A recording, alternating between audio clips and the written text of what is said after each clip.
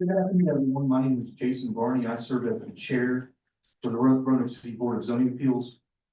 I would like now to call to order the February 11th BZA hearing. First, welcoming all of our board members, all of the Roanoke City staff, our applicant for today, and any members of the public who are present for today's hearing. This hearing is being broadcast via YouTube. We ask that you please turn the sound off on all phones and electronic devices during the hearing. You have registered to speak on a particular matter. When the public comment portion of the application has begun, please wait to be recognized in turn. Please then state your name and residential address clearly so that the secretary to the board may record the proceedings accurately. It's important to note that all persons shall be afforded an opportunity to speak and state their views concerning all aspects of these matters. With all that being stated, Ms. Clark, can we begin by having you please take the roll? Sure, thank you. Mr. Garner. Here. Mr. Hamlin. Here. Mr. Logan. Here. Mr. Miller. Here. Ms. Smith. Here. Mr. Barney. Here. All right, board members, do we have a motion to approve the agenda for today? So move. Thank you, Mr. Garner. Do we have a second? Second. Mr. Logan. Ms. Clark, can we take the vote on approving today's agenda? Mr. Garner. Mr. Hamlin. Aye. Mr. Logan. Aye. Mr. Miller. Aye. Ms. Smith. Aye. And Mr. Barney. Aye. Okay, board, do we have a motion to approve the minutes from the January 14th BZA hearing? Thank you, Mr. Miller. Do we have a second? Second. Thank you, Mr. Hamlin. Ms. Clark, can we go ahead and take the vote for approving the minutes from the January 14th hearing? Mr. Garner. Aye. Mr. Hamlin. Aye. Mr. Logan. Aye. Mr. Miller. Aye. Ms. Smith. Aye. Mr. Barney. Aye. Okay, do we have any unfinished business to attend to today, Mr. Clark? Don't. All right, thank you. In that case, can we go ahead and read the first application of new business for today in the record? We have an application by Christine Wright for Maltese Holdings 24 LLC for property located at 1530 Roar Avenue Southwest, bearing official tax map number 1212501, zoned RM1 residential district for a special exception pursuant to section 36.2-311 zoning code of the city of Roanoke 1979 as amended to permit a group living facility. Thank you. Is the applicant present today? Okay, ma'am, could you please approach the podium?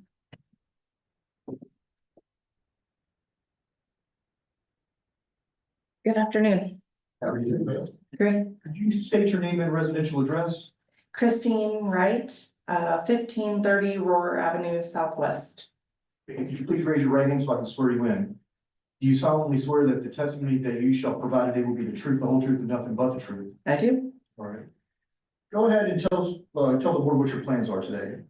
Yeah, so I'm the co-founder and executive director of Fortress Recovery. We operate a recovery home out of 1530 Roar Avenue. As is in the plans, it's a large 7-bedroom, 3-bath, 3-story home, nearly 4,000 square feet. And our goal is to increase it from the current 8 capacity, which maxes out the current zoning, to increase that up to 12 occupants within the home. It is a women and children's home that resides there. And so a majority of the rooms are shared rooms, two women to a room. However, the house manager and family suites for a mom living with her children are individual rooms. So that number can and will fluctuate depending on the applicants as to how many are there at one given time. But we're just looking to increase that capacity to meet the need. All right, thank you. Board, do we have any questions for the applicant at this time? All right, Mr. Moore, have you received any public comment regarding this application? Yes, we have, and you all should have received the emails. We got, I think, 2 items, is that correct? 2 items that have been presented in our public record. And they were in the public record already. Yes, They'll be, yeah, or yes. thank you. Okay, and could you go ahead and tell the board what staff's recommendation is with any conditions? Sure. Staff finds that the request for a special exception to establish an accessory, I'm sorry, to establish a group living facility at the subject property meets the standards for the granting of a special exception. Staff recommends approval of the special exception with the following condition. The capacity of the group living facility shall be no more than 12 residents, not to include staff members who reside off premise. I know there's been some discussion regarding the addition of a couple of more conditions that we wanted to discuss here among board members. Would anyone like to kick off that discussion here and as far as the concerns that we've discussed? Could we, ask a couple of other Sure. questions first, if you don't mind, Mr. Chairman?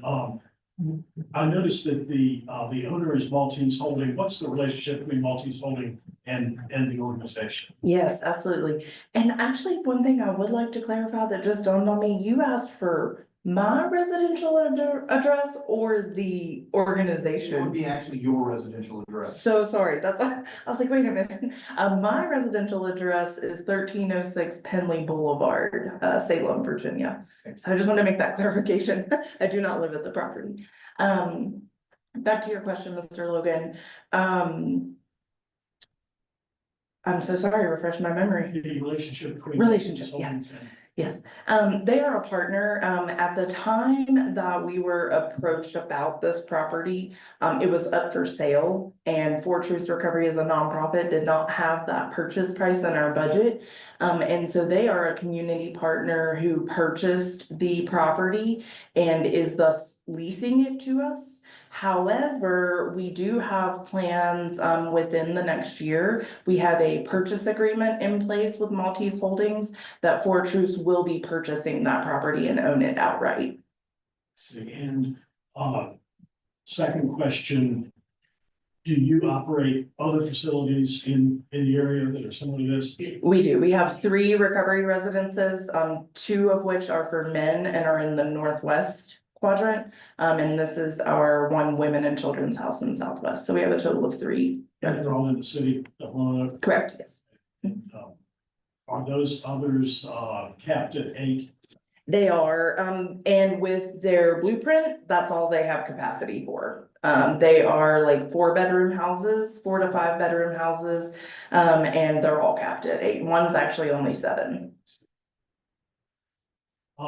So to lead into, Chairman's comments, because the change in your classification, is much broader than what is allowed by right, it's conceivable that down the road, if you no longer own the property or it's not used for your purpose, the future uses could be much broader than what is allowed in the classification that you're requesting. Therefore, some of us had concern that it might be within our best interest and to answer the question of one of the public comments we received, talking about the neighborhood and so on, that we issue this special exception for a period of 2 years, 24 months, whereupon we can evaluate how everything is, make sure that neighbors aren't, bringing forth things that we're not aware of and so on. And at which time you would come back and we'd consider extending that. And would you be agreeable? Oh, absolutely. Yeah, we have not received any concern or negative feedback from any of the neighbors within the community. Quite the opposite. We were kind of surprised with our overwhelming welcome that we received as we moved into the property. And so we would certainly be understandable and agreeable to that. So just to formalize this, you have discussed the increase in, the request of increase in occupancy with your neighbors, with all the neighbors. correct? Not all of them, some, yeah, we have not spoke with every neighbor, no. Did you make effort to discuss with every neighbor? Did you try to, you just selected certain ones you wanted to discuss this with? No, those that we had made contact with out in the community, we hadn't gone knocking on doors. So those that we were able to make contact with in passing, we did that, but we didn't go knocking on anyone's doors. Were we just discussing one additional? No, it was the, That's right, the CO. That's right. And another condition that we were discussing, adding, was the requirement of obtaining a certificate of occupancy, but it sounds like it's gonna be required anyway, but I think we'd still like to have the condition put in there. Yeah, just to clarify that, the CO you have now was issued under different circumstances than what you're proposing. So we're just, considering adding a condition that you would go through the CO process again and, with the 12. Fine. Sure, absolutely. Mr. Moore, did we have that language? Did you say, were we able to come up with that language for each condition we were discussing? Yeah, so I'm going to recommend the following three conditions for approval of this application. And they will read, number one, the capacity of the group living facility shall be no more than 12 residents, not to include staff members who reside off-site. Two, a certificate of occupancy for the group living use shall be obtained from the planning, building and development department prior to operation of the group living facility. And three, the special exception shall expire 24 months from the date of the board's decision to approve the group living facility. Great. Thank you, Mr. Moore. You're agreeable to those three conditions? Yes, sir. Okay. Excellent. Board, do we have other questions right now for staff or for the applicant? Okay. At this time, I'd like to go ahead and open up the public hearing on this application. Ms. Clark, do we have anyone scheduled to speak on this today? We don't. Okay, are there any members of the public who would like to speak on this application? Seeing none, I'll go ahead and close the public hearing portion of this hearing regarding this application. Board, do we have a motion to amend the application with the condition proposed by staff and discussed by board? Mr. Chairman, I move that the application be made subject to the three conditions that were just read by Mr. Moore. Thank you, Mr. Logan. Do we have a second? Thank you, Mr. Hamler. Ms. Clark, can we go ahead and take the vote on amending the application with the three conditions? Sure, Mr. Garner. Aye. Mr. Hamler. Aye. Mr. Logan. Aye. Mr. Miller. Aye. Ms. Smith. Aye. And Mr. Barney. Aye. Okay, we have an amended application before us. We have a motion to approve the amended application. Thank you, Mr. Miller. Do we have a second? Second. Thank you, Mr. Hamler. Ms. Clark, we go ahead and take the final vote on approving the amended application. Yes, Mr. Garner. Aye. Mr. Hamler. Aye. Mr. Logan. Aye. Mr. Miller. Aye. Ms. Smith. Aye. Mr. Barney. Aye. Congratulations on your special exception. Thank you so much. We appreciate the support. Welcome. Do we have any other items of new business to attend to today? No. Okay, hearing none. Thank you very much, everyone. Let's adjourn. Hope to see you all at the next hearing. Have a wonderful weekend with your Valentine.